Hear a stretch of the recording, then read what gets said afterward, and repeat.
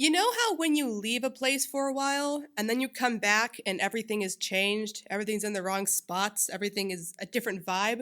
That happened to me recently. I returned to planet Noxion, a planet that I've been previously in my travels, and the entire place was dilapidated. Out of all the planets to have an apocalypse, I was not expecting Noxion to be the first, and I wasn't expecting it would be so soon either. Hey y'all, and welcome to Oblivion's Library. I'm Haley Straub, your local intergalactic traveler, exploring the galaxy, collecting stories. Turns out things have changed on planet Noxion. It's no longer an epic futuristic style planet full of rollerblading competitions and shifting technology. It went to waste, and the planet is now at war with itself. When I tried to visit the planet using my normal interstellar taxi service, they told me they don't carry service to Noxion right now because of this very conflict. So I got in contact with some friends of mine on Noxion to figure out exactly what's going on down there. And I've written up a story of what's going down in the mighty now fallen city of Metrozone.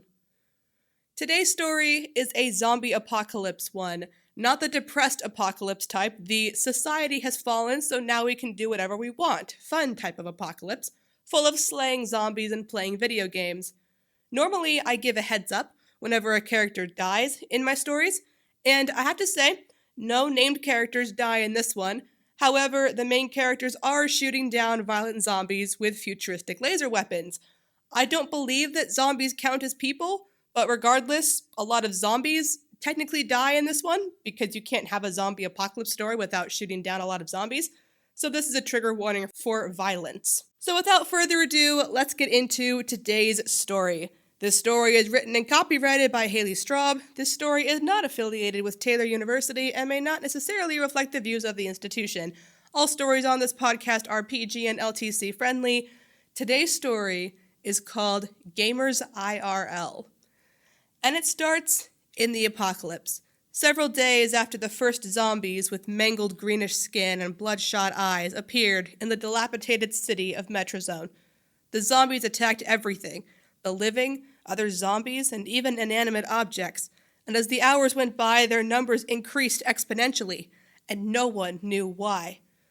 The living had reacted in turn, with Metrozone's police and doctors going up against the zombies first, but within hours they were gone, turned to mindless, growling monsters exactly like the ones they were fighting.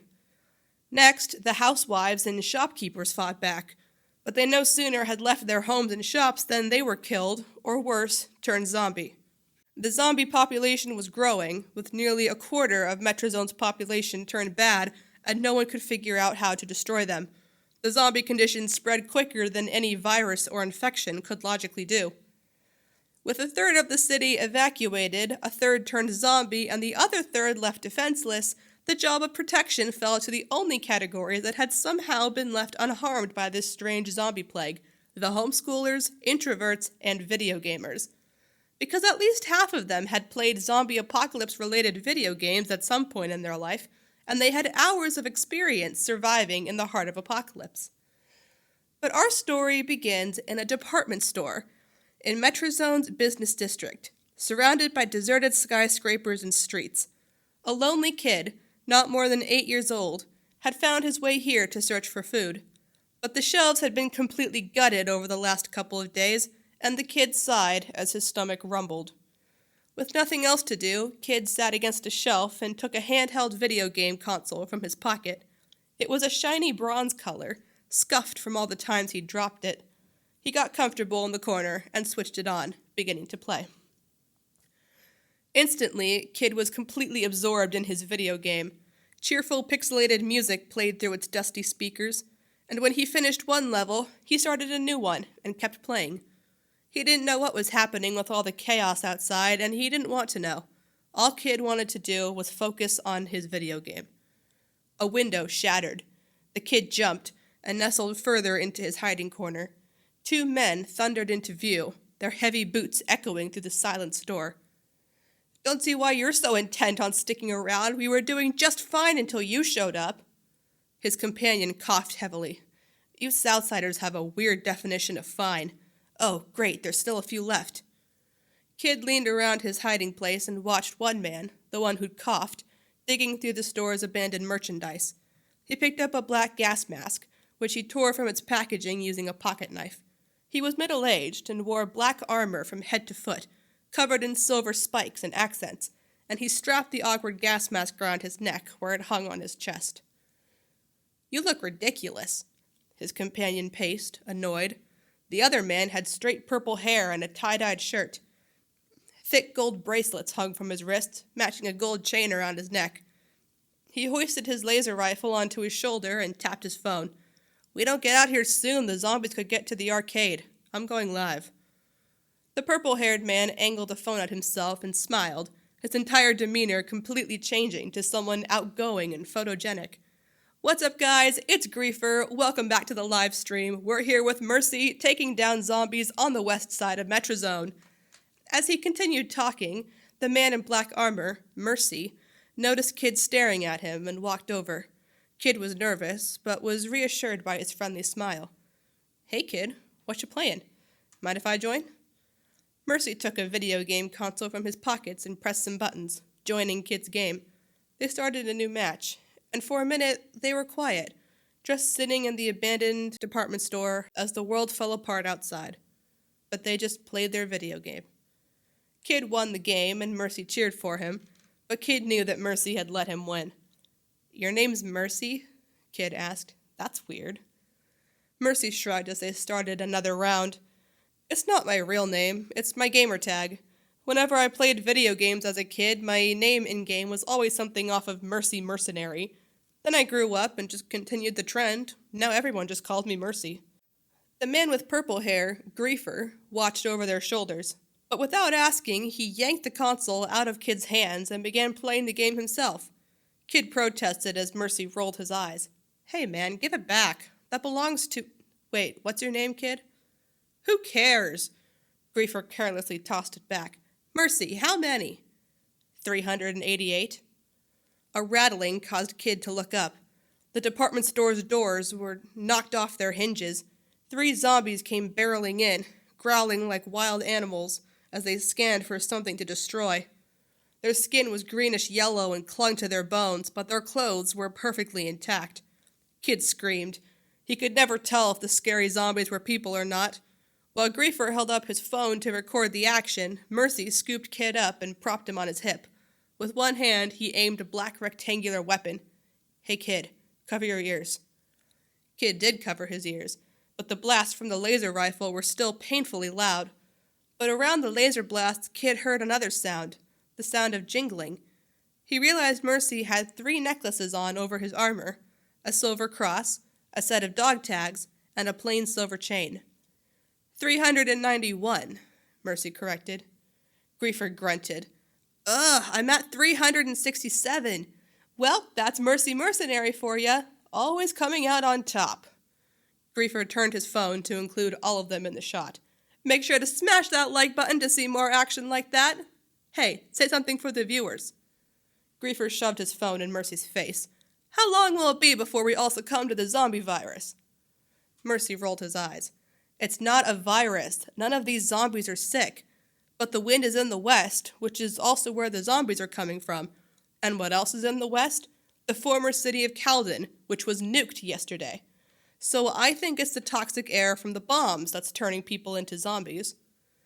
"Well, if you think you know everything, then answer the chat's question. Why are some zombies chill while others are deadly?" "It's how long you've been outside. Breathe the bad air for a while, you lose brain function. But you breathe it for too long, mankind reverts back to our animalistic instincts, kill or be killed." "Heh, become a channel member today if you think Mercy's theory is absolutely wrong." Griefer laughed, turning the phone back on himself. "We'll be back after we get back to the arcade. See you guys later." He turned off the phone, and his outgoing appearance faded away. "You hardly even looked at the camera, Mercy. How on earth do you have more followers than me?" "Oh, BTW. The zombies have been contained on Metrozone's west side, behind the old highway. I'm gonna go check it out. Make sure they can't get through. Don't want that zombie virus spreading." "It's not a zombie virus," Mercy insisted. "It's the yellow smoke. If you're going to the west side, you'll need this." He offered Griefer his gas mask, but Griefer only rolled his eyes and left. Mercy sighed and knelt down on his haunches to match Kid's height. He looked tired and sad. It's not safe to hide here, Kid. A zombie might find you, and there's no way to tell if they're friendly until it's too late. Where are your parents? Kid tried to think. His mom. The attacking zombies. She hadn't come back. He couldn't remember what had happened in what order. Kid was scared and buried his face in Mercy's side. Okay, Mercy smiled. Stay with me then. A couple days ago, a group of us came together from across Metrazone, and we formed a guild to fight the zombies. I'm part of that guild. Do you want to join too? Kid nodded. He'd join anything.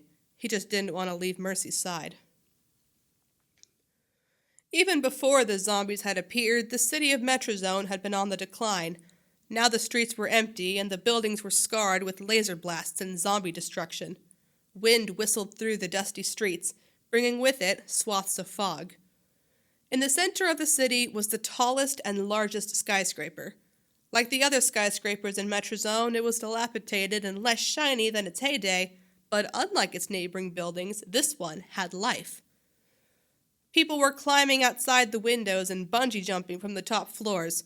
They were coating the place with spray paint, and impressive graffiti dripped from the windows.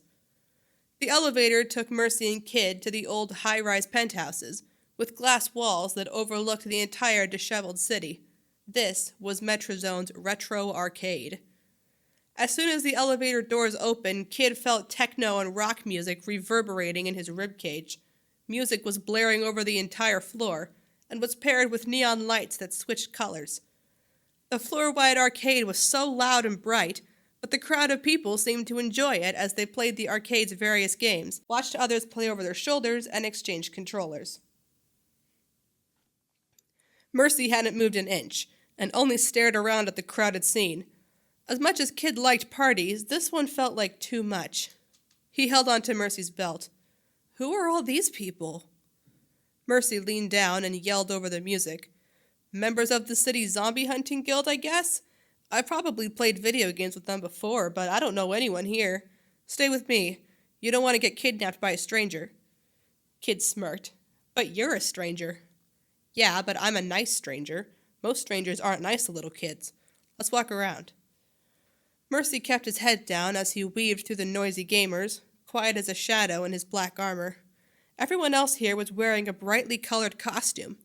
Some people even had wigs, makeup, and light-up accessories to match their fit.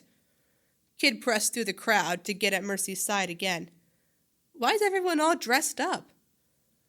A few days ago was the annual video game convention, so everyone was cosplaying as their favorite characters. While that was going on, the next city over got bombed and the toxic smoke blew over here, which started the zombie outbreak, said Mercy. But here's what we realized. A lot of these cosplay outfits are made using thick rubber or foam or plastic. Video game character skins unironically make for pretty good armor, so the best chances we have of surviving is in these costumes. Mercy and Kid walked alongside the window, and Kid looked out over the city that had been his home his entire life. He could see the yellow fog, and Mercy was right. The fog was thicker on the city's west side. Kid had always been proud of his city. It made him sad to see it like this. Mercy stopped behind a crowd surrounding a girl playing at an arcade machine. Kid pushed through the crowd to watch. She was playing some sort of collecting game. The screen was so bright, and her character sprite jumped and fought off enemies faster than Kid could focus. This game was way harder than Kid's little console game. Her game ended, and the crowd around them cheered. The girl had apparently set a high score. After celebrating with the group for a while, her eyes landed on Mercy. "You're Mercy Mercenary, aren't you?" she exclaimed.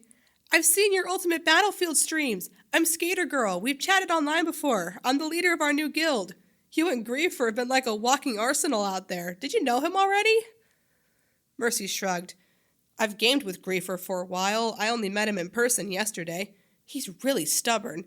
Like, I knew he was competitive, but I didn't think he was that serious in real life, too. We get along okay. Also, I found this kid nearby. I think he got separated from his parents." It took Kid a second to realize that Mercy was talking about him. The Skater Girl wore a navy jacket studded with diamonds like stars, and her rollerblades added about 6 inches to her height. She fidgeted with her skates to stand still on the carpet. "Hey, kid, are you a Gamers IRL member too?" Kid was confused, and the music made it too loud to think. Gamers IRL? What's an IRL? IRL is short for in real life. This zombie outbreak has turned us into gamers in real life. We're the Gamers IRL Guild now, and we're looking for anyone brave enough to help us. Kid desperately wanted to join this cool gang of teens and grown-ups. It was a real adventure, just like in his video games. Sheepishly, Kid showed Skater Girl his bronze handheld video game console. "I really do want to join your guild, but I'm not very good at video games." "Well, it's a good thing skill at video gaming isn't required," Skater Girl smiled. "But if you want to get good, it takes practice. Want to try this at an easy level?" She showed Kid how to run the arcade machine she just played. Even at a lower level, the collecting game was hard. But Kid was determined to win at least once, to show Skater Girl he was good at something. As Kid continued playing the arcade machine, Skater Girl and Mercy were joined by Griefer. The three of them talked about grown-up stuff, and Kid wasn't paying attention. But to give the full story, I'll tell y'all what they said anyway. Skater Girl had been out for a skate when the bomb dropped on the neighboring city. After figuring out the yellow smoke was dangerous, she evacuated most of her neighborhood safely. Next, she spread the word using the medium that her people were most likely to see, the gaming live streams. Every platform set out a distress call for help fighting off the violent zombies and helping people evacuate. Way more people had showed up to the arcade than Skater Girl had anticipated, and she set up her operations in the city's retro arcade so the gamers were right at home. The Gamers IRL had the zombie situation under control now, but the yellow smoke was still blowing in. They needed to get out of Metrozone completely, and Skater Girl had a plan. Griefer loudly protested against what he called a lame mercy mission. According to him, it would be easier to just gun down all the zombies trapped in the west side. But Skater Girl pointed out that not all the zombies were violent, and she didn't want to kill the zombies that could potentially be turned back into humans. Also, if Mercy's theory about the yellow smoke was correct, they only had a few days before the entire city was covered in it. Tomorrow's plan was to rush the west side with every vehicle the Gamers IRL had on hand. They would split up to multiple locations, gather the passive zombies, and take them to the ski resort up in the mountains nearby. Since the mountains rose above the heavy toxic smoke, the air and water would be clean. The guild would live there, healing zombies until the toxic smoke cleared. They continued talking and eventually dispersed to play more video games. Kid continued playing his game and didn't realize how long he'd been at it until Mercy tapped him on the shoulder. "It's probably almost your bedtime, kid." Kid was embarrassed that Mercy had watched him lose so many times. "I gotta get good at video games so I can be the best." Mercy shook his head and turned the arcade machine off. "You know, people have a lot of different skills. Not everyone's good at the same things. So if life were all about playing video games, some people were born to be failures. Luckily, life isn't all about playing video games. Everyone's got their own skills, kid. You don't need to copy others just because they make it look easy. Find your own skill and excel at that." Kid blinked. "So no one will make fun of me if I don't get good at video games?" "Of course not," said Mercy. "Something it took me a long time to learn, not everything is a competition. You don't have to be the best at everything. Sometimes it's just easier on everyone if you let other people win, if you have mercy." "But you're the best at everything." Mercy leaned back and tilted his head to think. "Let's see, what am I good at? I'm good at fighting zombies. I'm good at some video games. I'm good at memorizing things. But you want to know my secret?" He leaned in. "I can't drive. Don't know why, just never learned how. I'm 35, and I can't drive a car." The kid laughed, and Mercy laughed with him. "So I hope no one tries challenging me to a car race, because they will always win that. But I'm a full-time streamer. I don't need a car, so I don't let it bother me that some people are better at driving than me. Let's talk about you, kid. What are you good at?" Kid tried to make a list, but didn't get very far before he fell asleep. And as he slept, Kid dreamed. In his dream, Kid saw his house. It was sunny outside, and clean wind gently tossed the curtains. It was several days ago, before the zombies had arrived. Kid played his handheld console in the living room. Everything was perfect. A woman called to him, but Kid sneered at his mom. She wore a brown dress with yellow polka dots and held his handheld console out of reach. No more video games until you do your chores. But instead, Kid ran outside to play hide-and-seek with his friends. He hid underneath the front porch, breathing in the damp earth beneath him, and he waited to be found. And waited. And waited. An hour must have passed. Kid left his hiding place to ask his friends what was taking the game so long. But he couldn't find them. His neighbors were gone from their houses. The whole street was empty except for yellow clouds. And his house was empty too. His mom had disappeared. Kid took his bronze handheld console from the counter where she left it, and he slipped out the door to go look for her. Kid woke up the next morning, finding himself lying in a windowsill. He was rested but anxious at the same time. A memory was burned into his head. He had to tell Mercy immediately. Kid ran through the arcade, its neon lights clashing with the morning light outside. He found Mercy and Griefer playing a fighting game. Kid watched their in-game characters battle, pixels and colors flashing in every direction.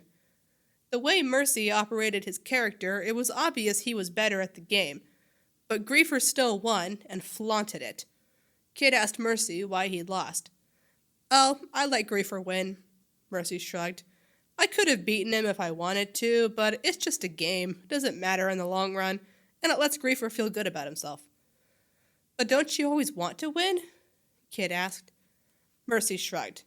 "Some days I feel like having mercy on those with skill issues. You sleep well, Kid? What's up?" Kid grabbed onto Mercy's belt, thinking of the yellow polka dots. "My mom, she's in Metrozone. We live on the west side. She's lost." Mercy tilted his head to think. "She wouldn't leave town without you, would she? Your mom's probably zombified, Kid. We're going to the west side today to save what zombies we can. Tell you what, come with us and point her out. If we can save her, we will. Can you do that?" He offered Kid a small gas mask, which Kid hung around his neck like Mercy did. It was awkward and smelled funny inside, but it was a gift, and Kid knew how to respect adults that gave him things. If Mercy wore the gas mask, so would Kid, and he couldn't wait to test it out. Kid gripped the windowsill as a sharp turn sent him leaning into Mercy. The van was packed with guild members, and the driver had decided that with no police, the speed limits didn't apply. The other guild members in the van chatted excitedly, gripping their firearms and other weaponry. Kid and Mercy were mostly quiet. The van drove through yellow smoke before they even reached the west side. Kid remembered the zombies were trapped behind the old highway, but he didn't realize what it meant until he saw it. The old highway was entirely elevated on concrete pillars, but as far as Kid had been alive, it was too dilapidated to drive on. The gamer's IRL had knocked it down, and a wall of concrete rubble cut a line through the street. Kid stared at the guild members in bright costumes hopping around on the rubble. They had cleared out a small gap for the van and the vehicles that trailed it to pass through. The vehicles stopped at an abandoned strip mall, full of decaying greenery and faded signs. Hopping onto the crumbled concrete, Kid scanned the area. The yellow fog was thick here, and more kicked up from the ground whenever the wind blew. Most of the gamers IRL from the other vehicles had gas masks or face coverings, but some, mostly Griefer's team, didn't. Zombies wandered aimlessly around the parking lot, and Kid could see a lot more inside the mall. Their clothes were completely intact, but their yellowing skin and bloodshot eyes scared him. The guild quickly got to work. There were several different levels of zombie coherence. Some ran up to the guild like they recognized them. Other zombies walked around like shoppers that had forgotten what they were doing and were led by the hand back to their vehicles. But mostly, a zombie would growl and attack a guild member, who would shoot it down. The zombies couldn't do more than bite and scratch, but according to Skater Girl, they were so damaged they wouldn't be able to live again, and it was better to put them out of their misery. Skater Girl glided around on her rollerblades, scouting ahead into the strip mall stores. After some banter, Griefer and Mercy split up to search for zombies. "Hey kid, you want a job?" Mercy knelt down to rest behind the counter in an old shoe store. He pulled a small bronze box from a shelf and dusted it off. Every store in this mall has a first aid kit under the checkout counter. We can use the medicines. Me and the others will take care of the zombies. You go to every store, get as many of these boxes as you can, and bring them back to the trucks. Kid nodded as he studied the box. This was something he could do, a way he could help. Even though Kid wanted to do something cooler, like save zombies or shoot them down, he agreed. Mercy smiled and tightened the straps on Kid's gas mask. Stay out of the line of fire. If you see any zombies yelling or breaking things, you stay quiet and hide until they go away. And don't stay out too long in the bad air. You got this, Kid. Kid decided to treat it like a video game. He visualized the zombies as obstacles to avoid and the first aid boxes as points to collect. Kid began a stack of bronze first aid kits inside the van, which he added onto every time he found more boxes. The strip mall was huge, but Kid was determined to win at his little game. His make-believe video game lasted over an hour. Kid continued darting from store to store, dodging zombies and guild members alike. Every time he made his way back to the van and stopped to catch his breath, taking off his gas mask to steal a few breaths of non-toxic air. The further into the mall he got, the thicker the yellow smoke got. Occasionally, a crack of a laser blast would echo nearby from somebody's blaster. The trips to the van got longer and longer. Kid's gas mask got sweaty on his face. Still, he was glad to have it. As he was running his little game, the gamers IRL were rounding up passive zombies like a herd of cattle. The zombies were being loaded into the vehicles, which rumbled away once they were full. When Kid was leaving the van to make another run, he overheard Mercy and Griefer shouting a short distance away. "Answer me, Mercy. How many you got?" "Griefer, you are not looking well. You'll get sick if you don't get a gas mask soon. Stay back and take the next van out of here with the other gamers." But Griefer was intent and pulled Mercy to face him.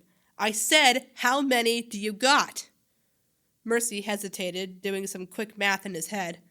"I shot down 147. But wait, hey!" Griefer tried to turn back to the strip mall, but Mercy grabbed him by his jacket. "Griefer, you egotistical jerk! It doesn't matter who's killing more zombies. What matters is getting out alive. The yellow smoke will poison you. What good's a victory if you're not alive to enjoy it?" "I will not lose to you!"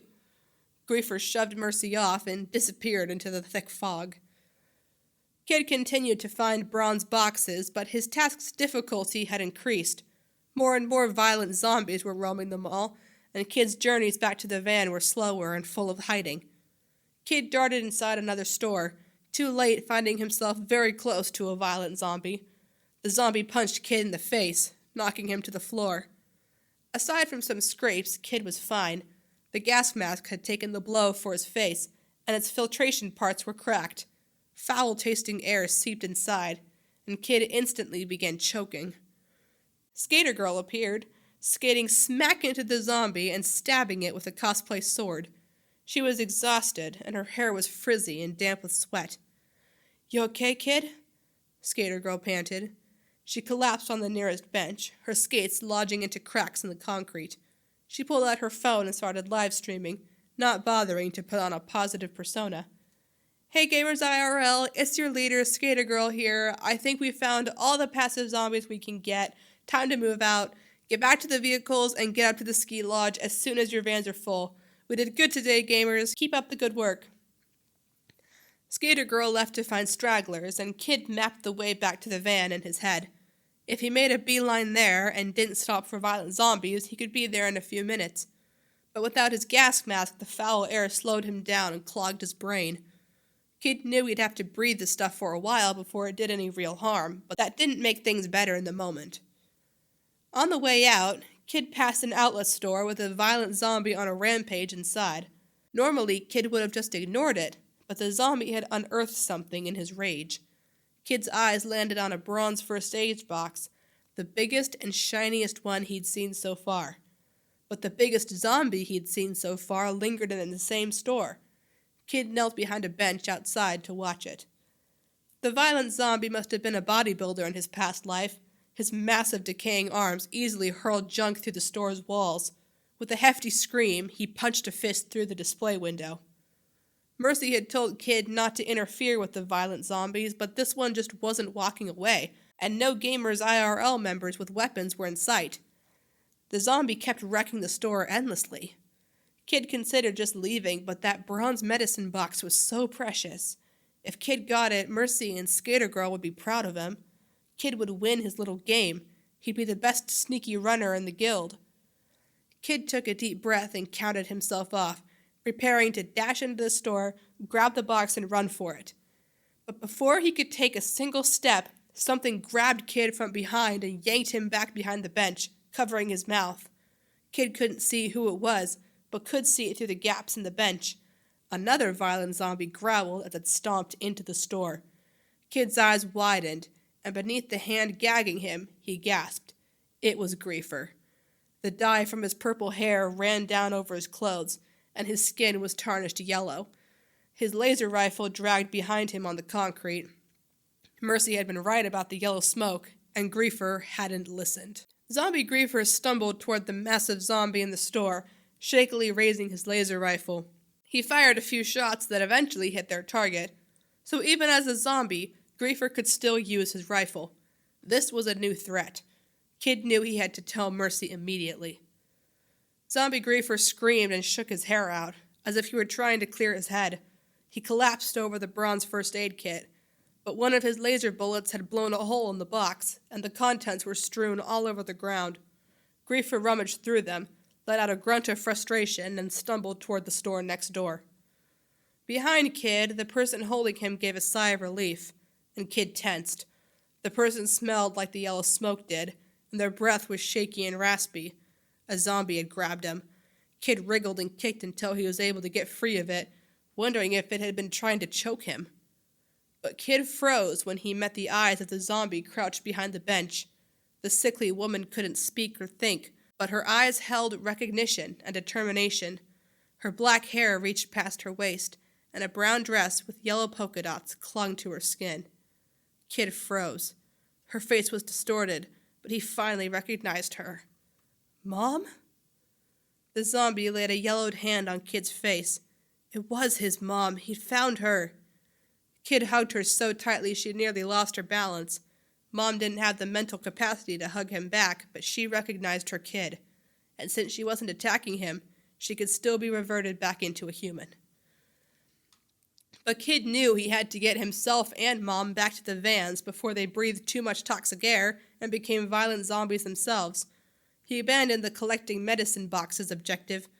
Kid's only mission was to get his mom to safety. With his mom's hand in his, Kid ran through the strip mall. Violent zombies raged around them or tried to attack them, but Kid didn't try to hide this time. He just had to keep going. The remainders of the gamers IRL were packing themselves into vans and buses. Mercy approached Kid to ask about his gas mask, but Mom grabbed Kid again and snarled at him. Although he was worried, Mercy listened to Kid sincerely and carefully led Mom to one of the few cars remaining in the strip mall's parking lot. Kid and Mom took the back seat, and Mercy started the ignition. "Hold on tight, Kid," Mercy called back nervously. "I told you earlier about how I can't drive." Mercy was an awful driver. The ride was full of bumps and violent stops and starts. Kid held on to the seat in front of him with one hand and his mom with the other. Mercy was muttering a lot, either scared or annoyed. He grabbed his phone, called someone, and tossed it on the dashboard. "Skater Girl, it's Mercy. I got Kid and his mom. We're in the last car. But the toxic air is messing with the engine or something. IDK, I'm not a car person. It's sputtering out. We won't be able to make it out of the city with this one." Okay. Skater Girl's voice worriedly chirped back over the phone. She talked to someone away from the receiver and then came back. "The ski resort has a lifeline helicopter. There's a pilot in our guild. He says he'll land on the old skate park. Can you get there?" "I'll try." Mercy turned a corner, nearly skidding the car off the road. He grunted. "So apparently you don't turn the same way you do in video games as in real life. Why'd it have to be driving? Why couldn't it have been video games? I'm good at those." The wind picked up, blowing a cloud of yellow smoke into the car windshield. Mercy panicked and hit the brakes. As it skidded to a stop, the car slammed into a light pole. The jolt when the car hit rattled through Kid's bones, but he tried not to cry. Bravely, he took Mom's hand and pushed her out into the street again. In the distance, Kid heard the chopping of the helicopter blades and felt a wave of relief. The toxic air was worse than ever, and Kid tried to hold his breath as he ran with Mom and Mercy through the streets.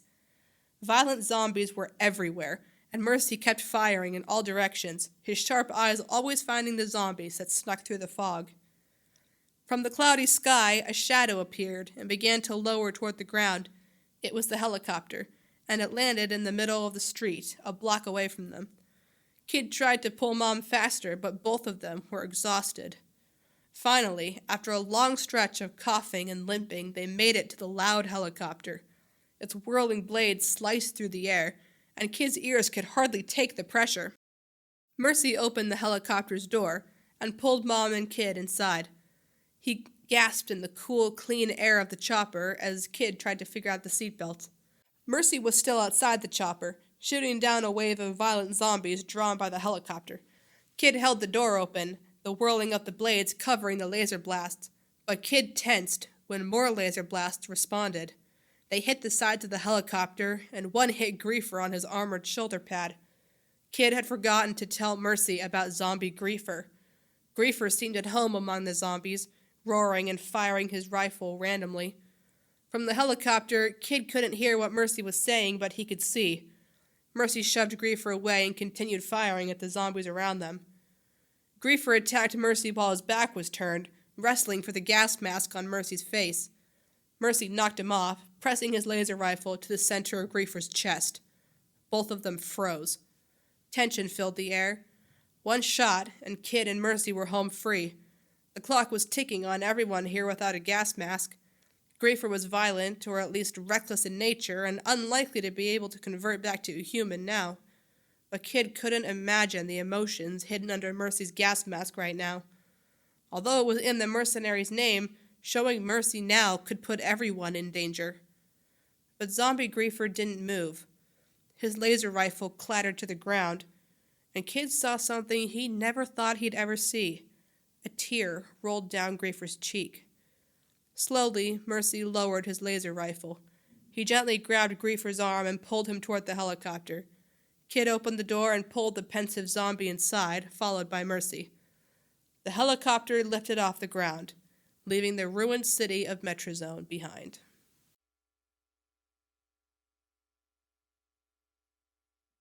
And that's Gamers IRL. I like to think of zombie apocalypse as a subgenre of science fiction. Zombies are usually the result of some kind of science gone wrong, and the apocalypse part comes with the collapse of future society. Gamers IRL was one of the first stories on this podcast that I thought up, and I started writing it around my junior year of high school. But I have to admit, when I rewrote the story to put it on this podcast, it did not impress me as much as I thought it would. This story is probably my least favorite on this podcast. So this story was inspired by lots of zombie apocalypse media, but the biggest inspiration was the YouTube animation channel Squared Media, aka Black Plasma Studios. They're a channel that makes Minecraft character animations, and one of my favorite videos on their channel is called Zombie Apocalypse, and follows a little boy whose mother becomes a zombie, and the boy gets adopted by a rugged apocalypse fighter and taken to their safe house. Obviously, a lot of similarities with Gamers IRL. That video was the main inspiration. However, that original video is a silent film. None of the characters talk or have names. When I was talking about this story with my sister, we were trying to figure out what the main character kid's name was. My sister said he didn't really need a name. He was just the kid, which is why the main character of Gamers IRL is a kid named Kid. Obviously, Kid isn't his real name, but everybody calls him that anyway, which connects him to the video gamers who also go by gamer tags that aren't their real names. So I tried to do something cool with this story, but I think the experiment failed. I tried to do a trope with a main character in someone else's story. Kid is the POV of the story, but the main conflict is between Mercy and Griefer. Kid was supposed to be a third-person perspective, as well as scale down the conflict because you're seeing it through a child's eyes, but that just cut off access to Mercy's internal dialogue, and Kid isn't old enough to deeply comprehend what's going on. So I think that made the story flatter than I wanted it to be. The story begins with a brief description of the apocalypse in the city of Metrozone.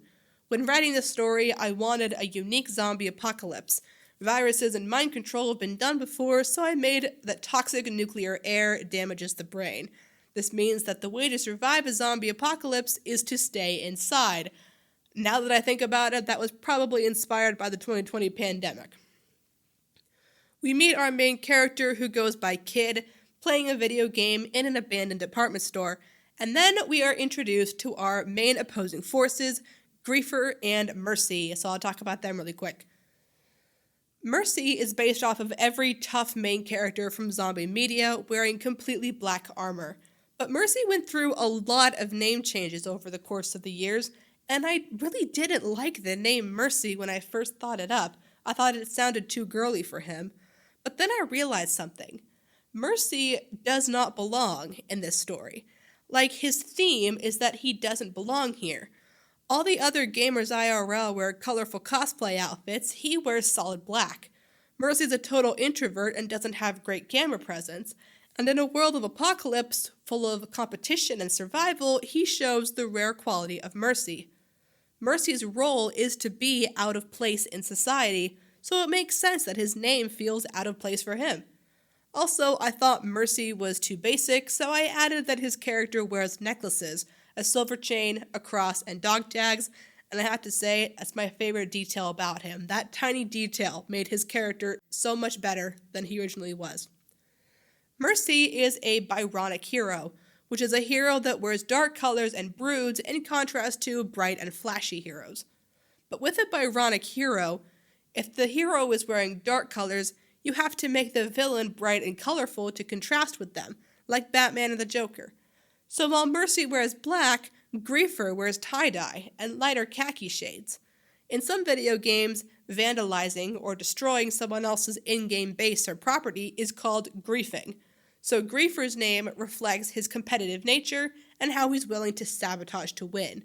He's based off of a character named Searchman from the Mega Man Battle Network series, and another way this story didn't really work out was that the zombie threat kind of overshadowed Griefer's threat, pushing Griefer to the back seat of the drama, so he's not as big of an antagonist as I would have wanted. But I threw in a running theme with Griefer, Mercy, and Kid. Griefer always wants to win, so he wears gold chains. Mercy lets Griefer win, so he wears silver chains, and Kid can't compare with the two of them, so his video game console is bronze, just like a first, second, and third place medal.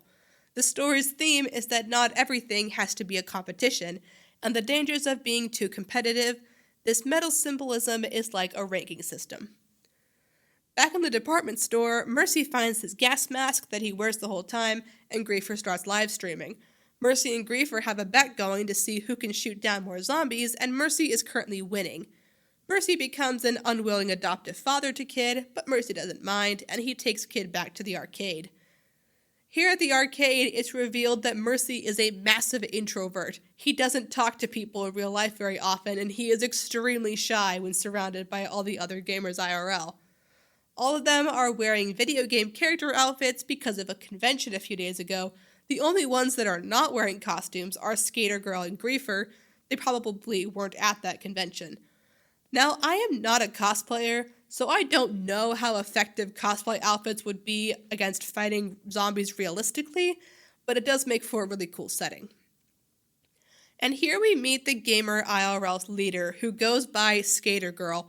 Skater Girl might be the most obvious author insert I have ever done. I literally designed her to be me in this story. I literally have the outfit that she wears here. Skater Girl was the inspiration for this story in the first place, which came to me while I was rollerblading around my neighborhood, spontaneously planning how to protect my neighborhood if a zombie apocalypse broke out. And in the gold, silver, bronze motif I have for the other main characters, Skater Girl doesn't have any of those. She has diamond studs on her jacket. Diamond tier is better than gold tier in many video games, so she is the best of the best. Also, the city they're in is Metrozone, which is the same city where another of my stories, Ruby and Rollerblades, takes place. And the story also includes teenagers that love rollerblading, so probably some lore connection there. Unfortunately, when I wrote this story to fit this podcast setting, a ton of Skater Girl scenes got cut, and she isn't in this story nearly as much as I wanted her to be. She was supposed to be like jumping around the city, parkouring in rollerblades, grinding on rails, skating around, delivering messages. But since the story just got a little snippet of the apocalypse, Skater Girl does not get much screen time, and her reasons for having rollerblades, which is basically just being cool, suddenly it just seems weird to have them. Mercy mentions that he's gamed with Griefer before, but this event is the first time he's actually met Griefer in real life. As Kid plays a bigger video game console, Skater Girl, Mercy, and Griefer discuss a little bit of backstory and how Skater Girl became leader of their guild as well as the plan.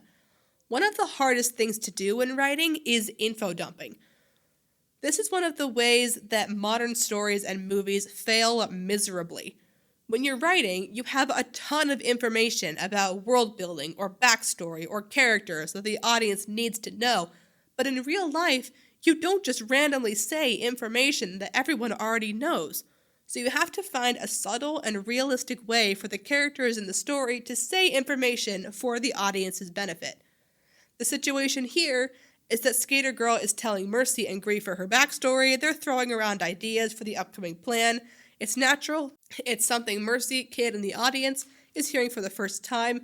So I think I did a good enough job of this part, but it also was just kind of awkward. A whole bunch of information randomly in the middle. I get that. Kid is intent on playing his video game, but Mercy points out he doesn't need to be good at video games. He just needs to be good at whatever his talent is. Mercy also says he can't drive because he never learned how, which foreshadows the ending. The story's midpoint is a dream that Kid has, reliving where he was when the zombie apocalypse started, reminding him that his mom is missing. The gamer's IRL goes to Metrozone's west side, and our main characters are at an abandoned strip mall. Kid also notes that the gamer's IRL collapsed an old highway to make a zombie blockade. The highway was dilapidated before the zombies even started appearing, showing how the city of Metrozone was already on the decline before this bomb was dropped. Kid is given an objective: collect the bronze first aid kits from the different stores in the mall. These boxes are bronze to fit with Kid's bronze theme. He's able to do it repeatedly by treating it like a video game in real life in his mind, making him a gamer in real life, IRL. Kid overhears a conversation between Mercy and Griefer, who are competing again to see who can shoot down more zombies. Remember that Mercy is wearing a gas mask, so he's fine, but Griefer isn't, and he's starting to lose his edge. But Griefer is more intent on winning than he is on protecting his health, and he runs back into the yellow smoke against Mercy's warning.